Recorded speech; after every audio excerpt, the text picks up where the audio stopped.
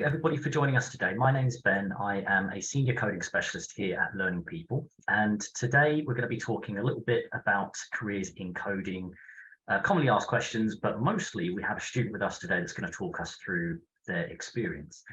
Just before we do, I'd like to mention just a little bit about the Learning People. And I will keep it brief because I waffle on a lot, but in short, in the last 12 or 13 years now, Learning People have become the largest e-learning provider in Europe. And for really simple reasons, we think it's mainly that we've got a strong dedication to our students, very specific to making sure that what they're learning is likely to get them the jobs that they want. We have a fantastic career service that helps them get the kinds of jobs that they want as well.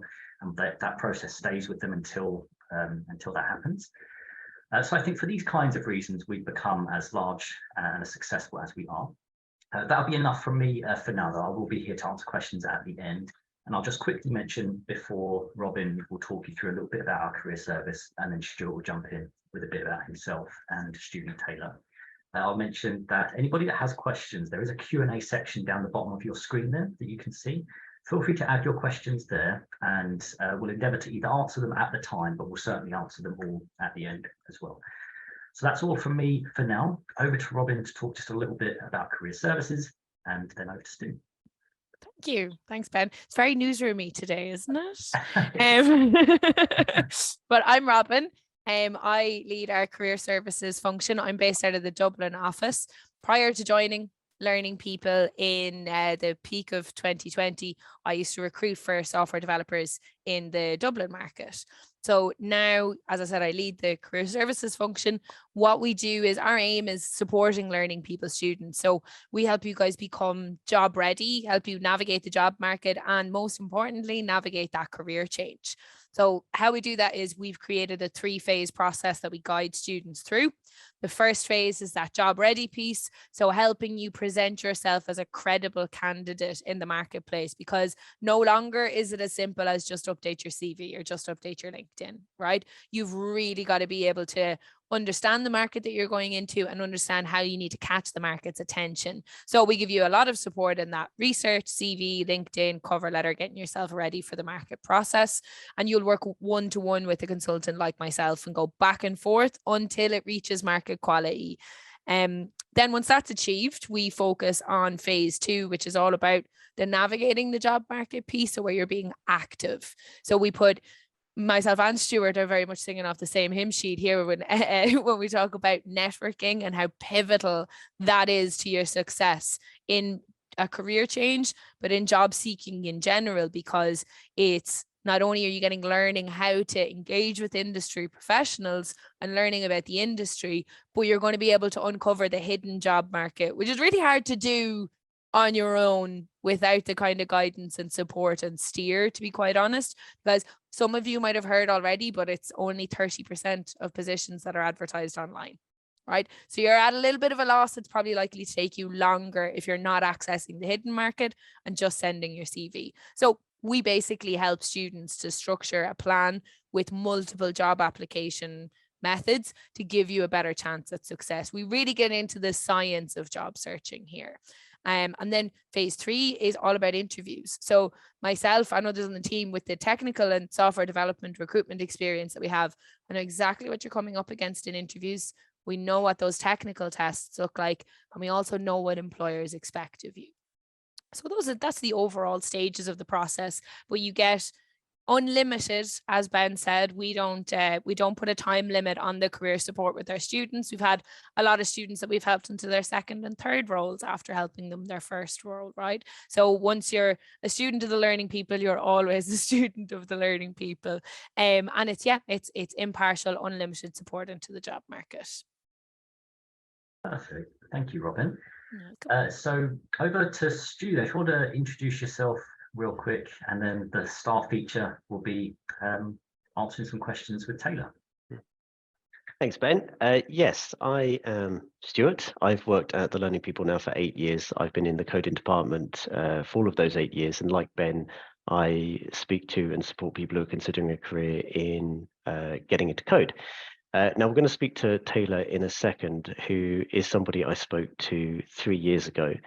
And Taylor very graciously actually contacted me through LinkedIn a few weeks ago and just said he really wanted to, and credit to him for this, said he wanted to essentially pay it forward. Were there any students, graduates, people who were considering getting into coding, getting into careers? Is there any advice he could pass on as somebody who's gone through the process himself?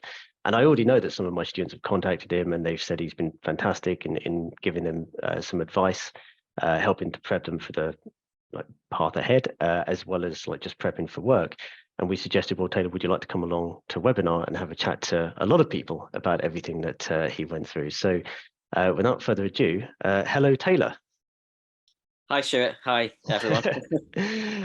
So Taylor, let's just jump into it. Obviously, everyone's here really to hear from you. Would you like to tell us just a little bit about your journey from beginning to end, why you decided to get into web development? Because again, when we first spoke several years ago, you'd gone through some different types of jobs and different experiences. How did you get to a place where you decided you want to get into coding and get into web development? What's your whole journey look like? Yeah. I mean, my journey originally started off, I think, with kind of a lot of people do the same. Yeah, I came out of college, didn't really know what I wanted to do, so I went into retail and customer service. I did that for 10 years, which is too long for me. But it's not for everyone, and I just wasn't enjoying it anymore. I wanted a job and a career that I loved, and I was looking into kind of passions that I had, things that I was good at, skills, and I kind of dabbled around with coding. I've always been interested in tech and the way things work, and building websites is something that I had no idea was a thing, until one of my friends mentioned it a few years ago, and then I looked into what coding was and building websites, and I thought, wow, this would be awesome. I'd love to do this. And then when I found out you could do it as a job, I was like, wow, that sounds awesome. Yeah, so that's where it went from there, really. And I thought, yeah, I really, really want to get into that and look into doing that, which led me to the learning people, because I had no idea how to get into it, really. Yeah. And the job you're doing at the moment, could you tell us a little bit about what you're up to in your day to day? Yeah, so at the moment I've just started a new role as a front end developer. So I just deal with all the front end of the site. Relatively new to the job at the moment, so I'm still learning all the systems. It's completely different systems to what I used in my last role, which is great for me because I can just expand my knowledge even more. Also pull across some information that I had from my last role, but yeah, day to day I'll go in. I'll have a series of tickets that I'll work along. So we set jobs from other departments. It'll be they want to change headers, or there's a new product, or there's a bug. Maybe the cart isn't working, and I will then look into that. I'll look in the code, see what's going on, fix it. Like I say, any styling issues, that's also my department as well. Yeah, and that's just with that's just my day to day. I talk to other front end developers in my team, talk to designers, content marketing, and we all just work together to make sure that the front end of the site is as fantastic as it possibly can be. Now, I've just remembered a conversation we were having between your last job and this one, because you shot me a message that asked you, my last job's come to an end, but it's just because the company closed, essentially, wasn't it? And we said, great, we'll help you with your next role. But by the time I'd got back in touch about that, what had happened? Yeah, I'd already been offered a role. Yeah. I was quite surprised, actually, with the amount of offers that I'd had. And I think that is that leads back really to the support that I had initially when finishing the course, from yourself, from Robin, from everyone at the Learning People. The support and the guidance, the knowledge that I had the first time, I instantly applied the second time, and I doubled the amount of job offers that I had in the space of a year. With no experience coming straight out of a boot camp, I had 2 offers within the first month. this time I'd had a year experience and I had Incredible. 4 job offers in the first month, which was just absolutely insane. But yeah, it was crazy. But yeah, it's all, obviously I can't completely disregard my own skills. But exactly. but the support from you guys is absolutely it was just incredible, and that's really what helped me land all of these roles. And Thank you. Can I ask, I'm just curious, what made you decide to go with the job you took and not the other 3? What were you looking for that you were like, okay, this is the kind of job I'm after? I'm quite selective, shall we say. I want to work for a company where I feel that the people are people I want to work with. I feel like nowadays it's probably a lot of time you spend more time with your work colleagues than you do with your family sometimes. So culture is really important for me. I also want to work for a company that is what I class as, ethical, a company that does good for the world, but also, a company that can offer me good things in return. I wouldn't necessarily say a super high salary or anything like that, but job security, good mental health support, good colleague support, everything like that,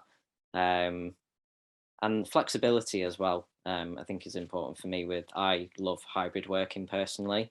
That really works for me. I love going into the office and meeting people, but I also love working from home and just getting my head down and doing all my work without any distractions. So I feel like I've got a lot of needs for a role, and quite specific. You're entitled to them though, because of these skills that you're bringing. I think it would be good to share why you turned down one offer specifically, and what a great position to be in to be able to do I don't that. know this story. Oh, go on, Yeah, please. So I think it was the first offer that I had, and they wouldn't let me work hybrid or work from home. It was an office-based role, and the office was just over an hour's drive away, which for me, I guess it's kind of not too bad from where I live, because I'm relatively remote, but for them to have no hybrid options whatsoever, and then, like I said, even though salary is not super important, it was a lot lower than what other companies were offering. That was the main reason why I turned down that. You know why they didn't offer any hybrid kind of role? It seems unusual these days. Yeah, do you know what? I have no idea. I think they wanted a more team. They wanted more of a team. Probably tells you a bit about that company's culture. Exactly. Yeah. That's what I said too. Yeah, but yeah, They again, want to see you working all the time. Yeah, exactly. I mean, it's difficult. It's difficult to make those kinds of demands in development. Like coding is an in-demand industry. They need staff, and developers generally have more negotiating power than in other industries, right? So if you don't like something, generally the company's got to acquiesce to what you want. Yeah. Absolutely. Yeah, absolutely. And that's the position. That's the position you're in now, that you can go, actually, no, thanks. Yeah, like that's a great place to be. It's a testament. It's a testament. And then to get 3 more offers, you were absolutely right. Yeah, you were totally right to be selective. Yeah. Can I ask, the additional job offers that you got so quickly as well, how were they made aware of you? How did you get their attention? So there was a lot of applying on job boards. I'm quite selective with the jobs that I apply for, and I think it's probably one reason why I would say I've been more successful, because I won't just apply for, say 20 jobs come up for front-end developer with my skill set. But, if it's a company that I look into and I think I don't particularly want to work for them, or it's a bit far away, I just won't apply. And it might seem a bit strange, because, you need work, but you also You've got your pick though. So yeah. But also as well, I mean, I think like Stuart will always go on about is LinkedIn. It has come up from time to time. Maybe he might have mentioned it once or twice. Maybe. Not too sure. It might have been LinkedIn. Might have been Facebook. I don't know, but I'm pretty sure it might have been LinkedIn. I think this LinkedIn thing is going to catch on, Taylor. I really do. It might do. It might do. Yeah, but I had a lot of recruiters reach out, and I think two of the 4 roles this time were via recruiters. Mm. That I had the offers from, like the offers from. Now, so, yeah, LinkedIn was very useful. Yeah. I think that might be a useful segue. So we've mentioned that I raise LinkedIn from time to time because, of course, the goal is not to learn to code; it's to get a job, right? So you've got to do all the LinkedIn things. Yeah. Do you remember all those years back ago, what our first conversations were like? I know my highlights. I remember what I remember of our conversations. What was your memory of our first conversations and the route to becoming a coder? Yeah. So our first conversation. Let me think back to that. So I remember.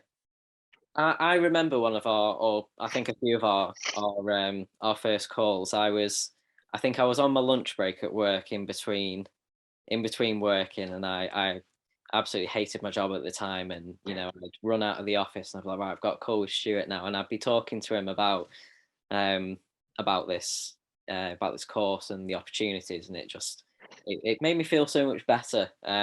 Which is not the question you asked, but I just think that to have good answer. These options was just incredible. But I remember us talking about Marvel a lot. A lot. Talking about pop culture and geeky stuff. That's always great.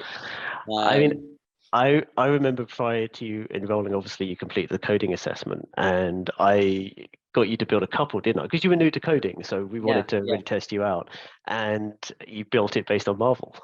I was like, I was like, that's going to be the parameters. Build a website, build it on Marvel, show it to me, and demonstrate that you can code.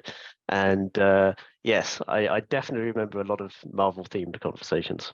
Definitely, yeah. It was a timeline, wasn't it, of Marvel films? It was, the Marvel yeah. Universe. Yeah, it was a timeline of films in. I've never been prouder. Order. It was in chronological order, and so we had some discussion about that. But I think I was prouder of that first website you ever built than when you got your first job. That wouldn't surprise me. That would be, yeah, I'd understand that. But that was great because we spoke, and you're so easy to talk to, and it was great to get that. And I thought, when I was thinking about, what can I build a website on? I'm not.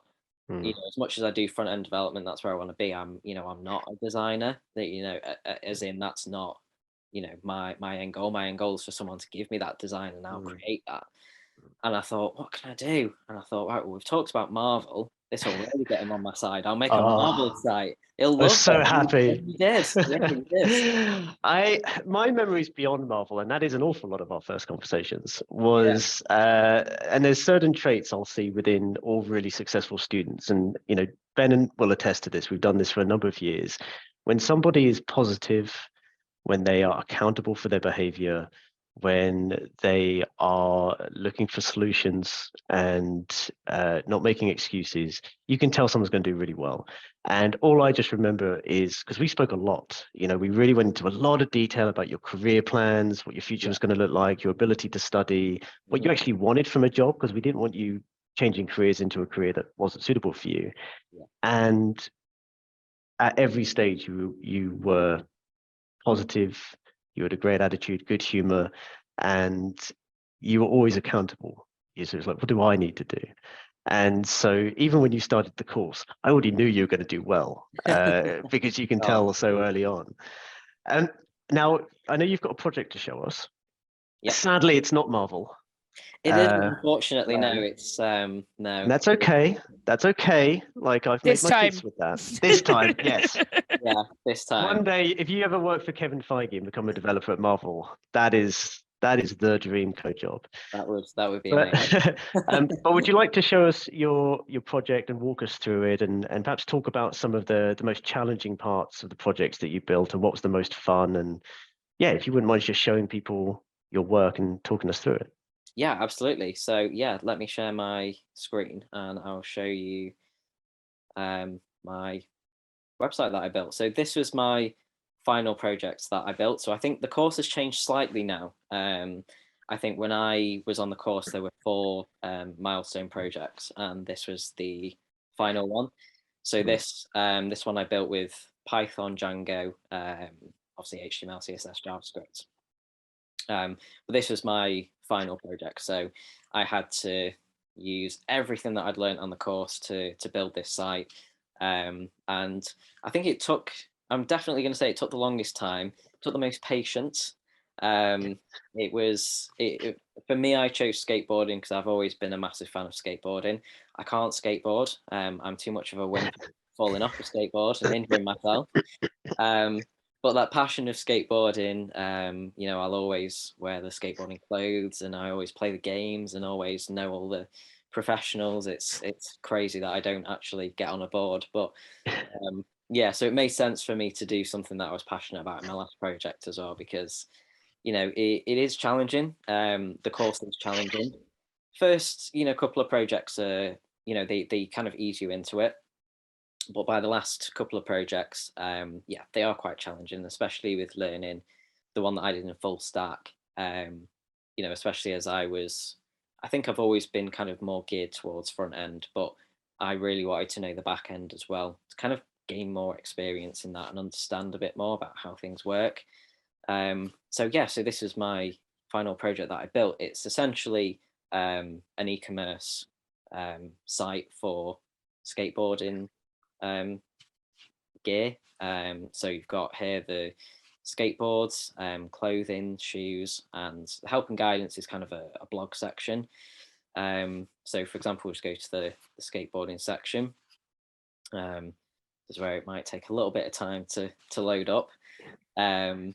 But yeah, what I've got here is just kind of a series of products that I've put. So all of the products that you'll be able to see when it loads. Sorry, it was before, but now it's not, which is very typical. But yeah, all the products I put in on the back end. So all of this is being pulled from a file, pulled through on the front end. Is this something that you have discussed in interviews? Is this something that comes up? Do you know what it is? Yeah, it is. Especially when I was looking for my first role, I put my projects on my CV. I linked them on there.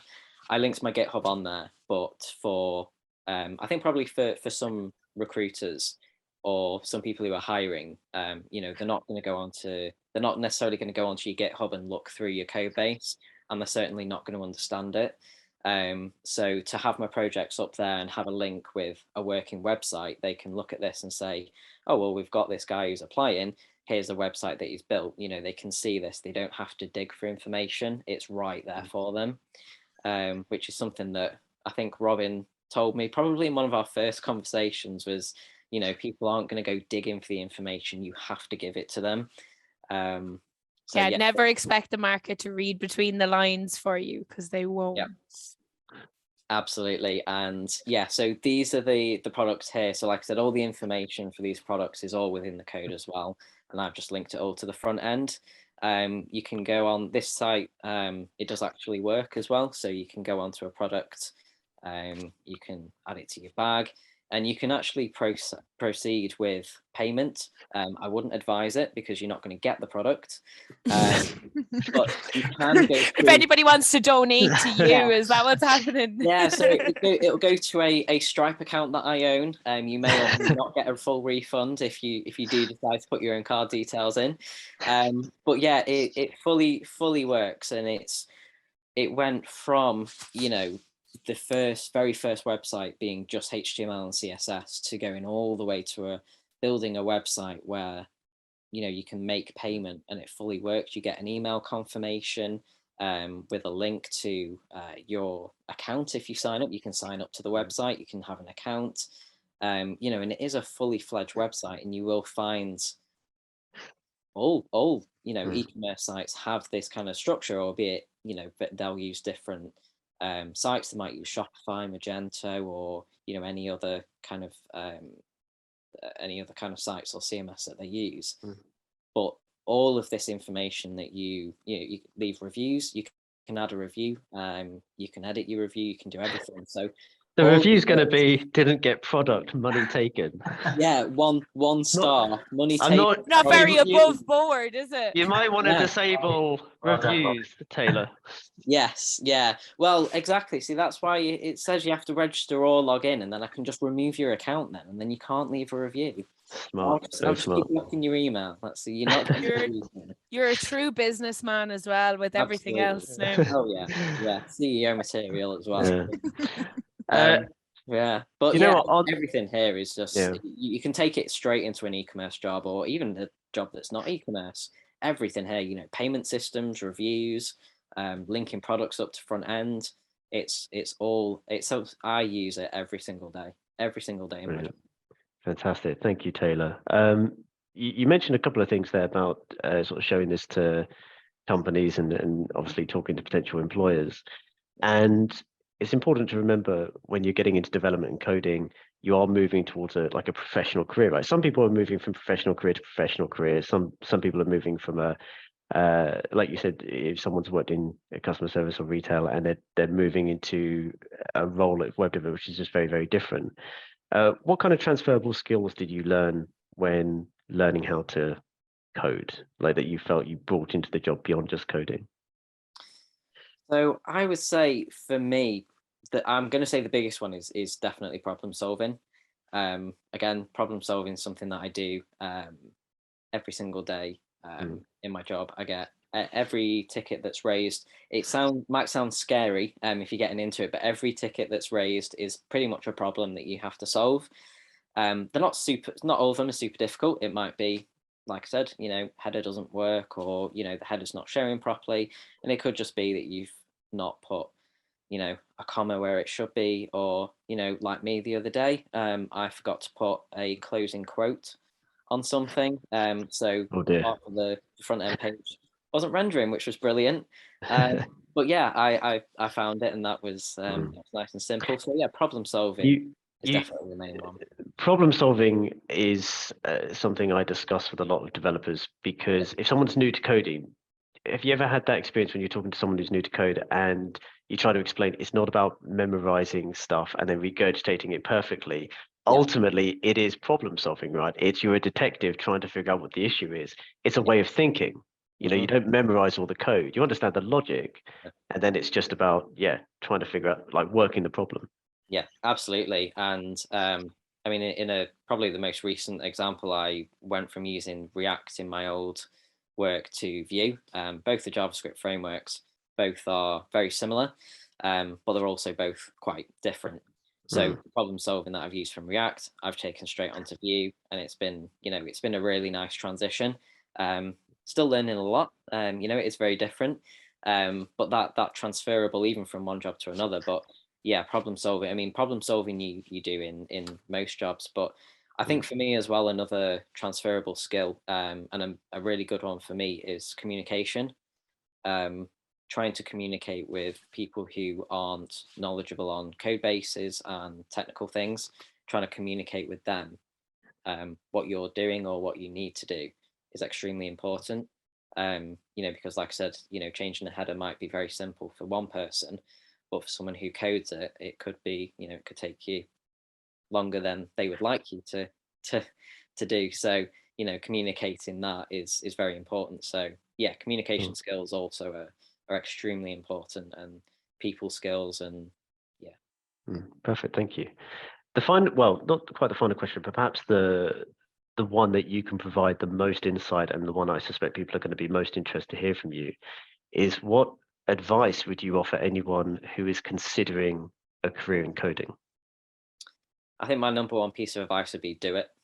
100% do it. If you think you want to do it and you're a little bit interested, do it. It's great. You won't regret it. But yeah, That smile says it all.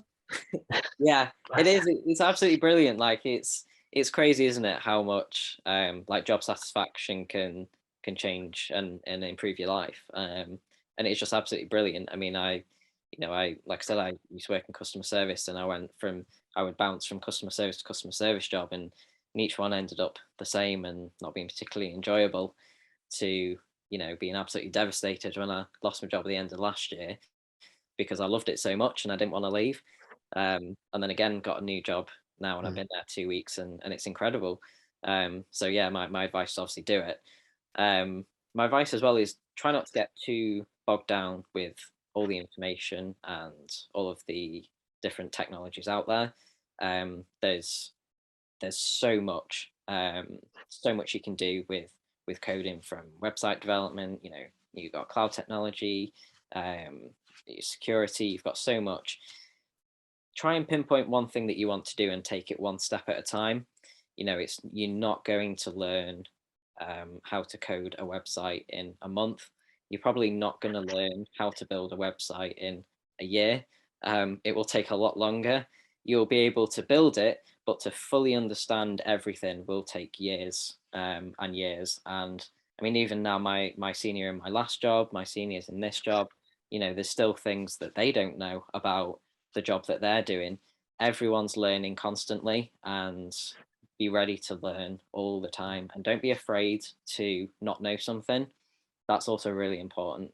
There's so much in code that you won't know or you won't remember, and that's absolutely fine. I worked on a problem with one of my senior developers in my last job, and funnily enough, we actually ended up Googling the solution, which was brilliant. Senior developer, he's been a senior dev for like 20 years, wasn't sure how to do it. We'd been on it for about an hour, Googled something, and there was the solution. You know, it can be as simple as that. It's like Google is as important as coffee to senior developers. Yes. Do you know the way I've described it, Taylor, and you can tell me if you agree, is when you're a coder, it isn't necessarily about, we said it before, it's not about memorizing everything and knowing it perfectly. It's that the reason, so Googling doesn't make a coder, but you know what you're Googling, you understand it when you find it, and you know how to implement it. And that's the difference, right? Absolutely. And coffee. Yeah. I mean, I'm more of a tea person myself. That's outrageous. Yeah. You're even more impressive really starting to like him. Thank goodness he likes Marvel, is all I'm going to say. Like, yeah.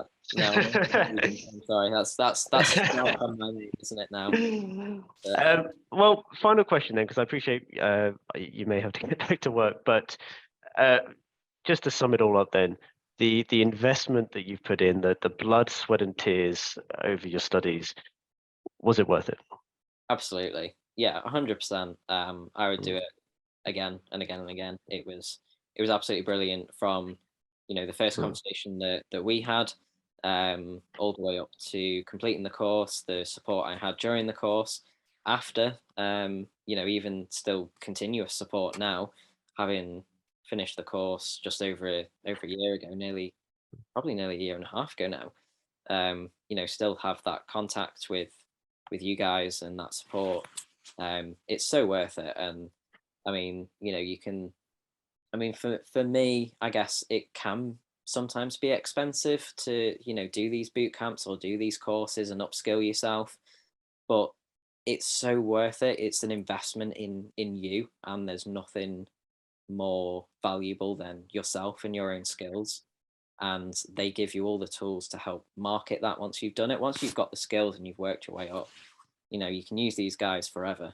And I probably will be checking in every so often. And, you better don't leave us out of the loop. Yeah, I'm so bad at. I think I went so long without messaging Robin, and we were messaging, and she just called me and was like, "I'm just going to call you because we've not spoken in so long." And I was like, "I'm so sorry. I get so caught up in you know, my work, and I'm not a social media user really, so."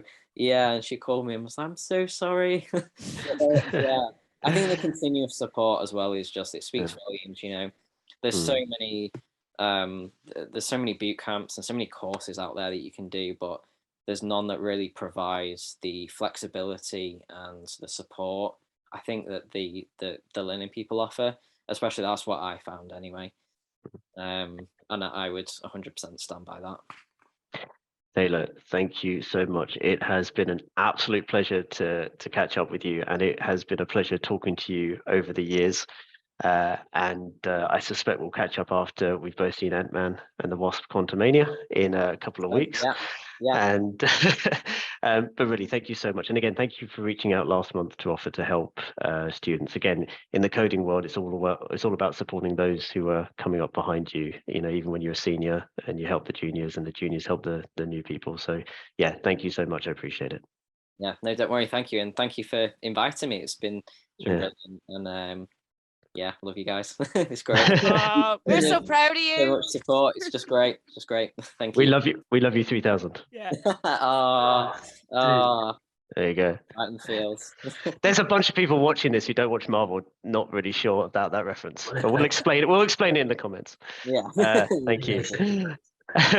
Ben, I'll hand over to you then, but because I know we've overrun, and Taylor, if you do have to run, completely understand. No, I'm off work today, so yeah, perfect. There you go. I've got annual leave. Only been there 2 weeks and already on annual leave. Great. The life of a dev, eh? Absolutely. Perhaps you can help us answer some questions from the audience. Yeah, absolutely. So we've had Zinera, who has asked us, she graduated in bioinformatics in Pakistan, but now before she does her MS, she wants to become a web developer. Which course can I do, and what kind of job will I get afterwards? So I guess Robin and Taylor, you guys are best positioned to answer that. What kind of jobs can they expect once they finish the full stack course? What was the degree in again? Bioinformatics. I'm not sure that has much. Bioinformatics. Kind of like, my understanding of that is that it's kind of computer science, but for the body. Interesting. It's a big thing, yeah. Yeah, so like you could look at a junior full stack developer. I would say sometimes depending on your what you've done previously, you'll be more aligned to front end or you'll be more aligned to back end. So I wish I knew a little bit more about bioinformatics if I could put a direct thing on that. But the beauty of that is whether you're aligned to one or both, you still have a myriad of options as a coder. So I think there could be an element for a specialism in Python there, I would make a guess, but I would say talk to a consultant, go in depth about your background and where you're looking to go, and then you guys will be able to talk through what that would likely look like. Perfect, thank you, Robin. Yeah, I'd say also get in touch if you'd like to talk with us more specifically about your circumstance, and one of us can go through it with you, like we did with Taylor. And actually, Taylor, I think this question is perfect for you. The next question is, how much maths is there in the job, please? Please. in my role as front end, I'm gonna say pretty much zero. I mainly deal with kind of design based information. So the kind of coding languages that I use don't typically rely on much maths. You will occasionally get it in JavaScript, you have to increment something. But you'll find that a lot of, if you do need to do any maths, you can do a function to do the maths for you. I am absolutely awful at maths. I scraped a GCSE by doing so much extracurricular maths with my maths teacher. It was unreal. So don't worry if maths isn't your strong point. It's absolutely not mine. And code will allow you to write functions to help with maths if needed. Don't worry. It's not a requirement. It may be more for back end. If you're going into a more of a back end role, I'd say definitely try and brush up on a little bit. But again, you can probably build a lot of functions that will do the maths for you. Where people get confused, or this idea of where like maths massively comes into coding, it's much more prevalent with things like low level programming, right? And that's not a quality thing. It's more of a system thing. So if you're working on very nitty gritty type systems, it's usually in like financial trading, or if you're using older programming languages, you might need to rely on maths a bit more. But the modern kind of coding practices, especially if you look from a web perspective, just like Taylor has just attested, really don't have that requirement. No, absolutely not. And luckily for me, because I also, do you know, I also had a little bit of a worry on that as well, is how much maths is going to be involved in this. And I was even prepared to try and learn a bit of maths. to try and, you know, brush up on it. But yeah, I've still not touched a maths textbook for going on 15 years. So yeah, it's it's perfect. Yeah. Thank you, guys. Mark has asked for Taylor. Generally speaking, how much interaction do you have with other colleagues in teams within your workplace? I feel like all the questions are going to be for Taylor. Yeah, don't worry. Ask away, guys. Ask away. That's what I'm here for. So for me, it really varies between companies. The company that I was in last, we mainly dealt with just kind of the developer team itself. And there was a couple of people that were the main point of contact for other teams. So what you'll find is that maybe one of the senior devs, or there'll be someone who specifically speaks to marketing or content. In this role that I'm in currently, we web developers are classed within a digital team. So we also sit with the graphic designers, we sit with the content, we sit with marketing. So for me, interaction, I mean, the girls that do the graphic design, they sit behind me. So I talk to them every day about work and non-work related stuff. You know, the girls that do, there seems to be a lot of girls that do the marketing and content, which is probably because they're better at it, I'm going to say. I find always, and you know, they will always talk to me about stuff that's they're quite knowledgeable in tech as well, which is really good for me because, like I said, communication is key. But I talk to them a lot about everything. You know, they'll raise a ticket on something like, you know, keep using the example of a new header. You know, and they'll come over to me and they'll talk to me, or they'll message me on Teams or whatever it is that we use in. So in this role, it's a lot, but it does vary between roles. Some roles keep you completely separate. Others, others you talk to them all the time. Perfect. Awesome. Thank you, Taylor. So I've got a tricky one that maybe we can discuss a little, but how do you think the new era of AI chatbots will play out? How will it impact the tech industry and how will it affect coders? So that's a big discussion. I will say I love all the chatbots and yeah. ChatGPT and everything. And I think it's a very interesting new idea. I haven't seen it build anything too great just yet. I've asked it to build websites and with various features, and the ones that it did build for me didn't actually work very well. So if that ever becomes a thing, we're years and years and years away. So it's really too soon to tell if that's going to have any impact at all. There's also something to add, and I've seen this chat with the developers on LinkedIn as well, and it's the developers that work on chat and these chat bots, and they're like, yeah, you still need coders to do this stuff. Like anything that involves a coding role taking over other jobs involves coders to do it. Exactly. Like AI isn't this mystical being. Like somebody programs it, somebody like it puts it into place. Right? We're a little way away from Skynet. Yeah. I think that even if we do get to a point where those kind of chat GPTs are able to write good code for things, it's still going to require somebody to understand it and read it and implement it. And it would probably never be full projects either. You might say, write me some code for this small piece of the website that I'm building, which might make more sense. So it's many, many, many years from actually doing the job of a human in terms of coding, if ever. Mark has asked, are employers much more likely to choose someone with a full stack developing skills over someone just with front end experience only? Not necessarily. It depends on the requirements, you know. It depends on what you need in terms of that employer. Like, for example, if you, like, let's say Taylor's employer, right? Yes, he's done a full stack course, but his entire role is web-based, right? So it would be less of a deal breaker, right? People can specialize and people can be full stack, right? But there's another way to look at it. There's a couple of ways and there's a couple of theories on this. So in one way, they'd say all of the best front-end developers have an understanding of the back end and vice versa to know how it integrates. Then in other places, some parts of the industry will tell you that once you get a lot of experience under your belt, that full stack is a myth. You're either one way aligned or you're aligned to the other. So there's many different theories, but the thing about development is that it's so flexible, and there's so many different options, and you are constantly and consistently learning, and the industry is always changing, and the industry is rolling with these changes. So there's no black and white answer to that, really.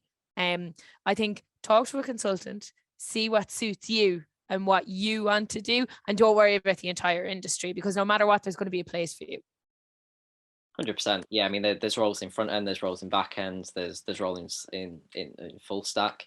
Yeah, I mean, for me, I chose to do full stack because I was pretty sure I wanted to do front end, but like you said, Robin, getting an understanding of how the integration works, front end and back end, is extremely useful, especially in a front end role. I would recommend it myself, but yeah, I think, like with me at the moment, I've gone into a front end. I've got no back end experience from my previous role, and I was applying for a front end role this time, and the full stack course was there, but they were more interested in now kind of what I've done in my previous role, because I've had a role now. So because I've done the work, they're more interested in that, but they can see the course and they say, right, so you've got an understanding of the back end. Is it a deal breaker?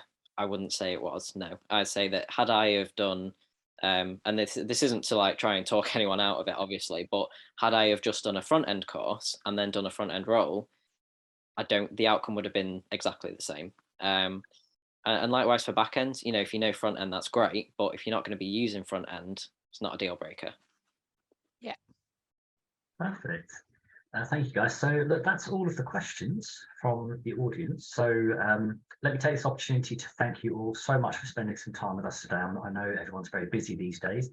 A big thank you to Taylor for spending some time with us. We're really, really happy for you and really proud of you for how well you've done.